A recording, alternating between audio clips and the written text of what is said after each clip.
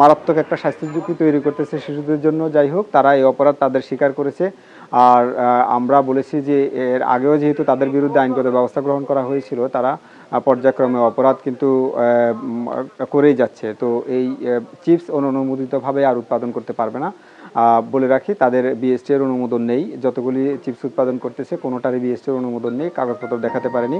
অপরাধ তারা স্বীকার করেছে। তো অপরাধ স্বীকারের প্রেক্ষিতে আমরা তাদেরকে ৩ লক্ষ টাকা অর্থদণ্ড করেছি। আর প্রতিষ্ঠানটা রীতিমতো এটা সাময়িকভাবে বন্ধ থাকবে। আমরা পুনরায় এসে আমরা তাদের এই পোড়া তেল এবং কেমিক্যাল এবং এই পোড়া তেল কেমিক্যাল দিয়ে যে উৎপাদিত পণ্য, সেই পণ্যগুলি আমরা ডেস্ট্রয় করে তারপরে আমরা তাদেরকে বুঝিয়ে দেব।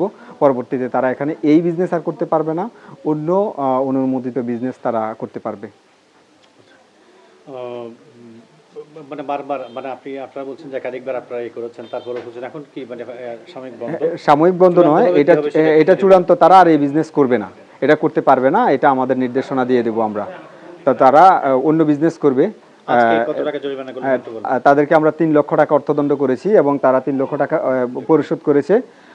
আমরা পরবর্তীতে আইনগত ব্যবস্থা গ্রহণ করব, যেটা হচ্ছে আমরা তাদেরকে চূড়ান্তভাবে তাদের এই কার্যক্রম চূড়ান্তভাবে বন্ধের আমরা তাদেরকে নোটিশ দেব এবং আমরা তাদের যে সমস্ত উৎপাদিত পণ্য এগুলি আমরা ধ্বংস করব। এই প্রতিষ্ঠানের নামটা কি একটু বলবেন?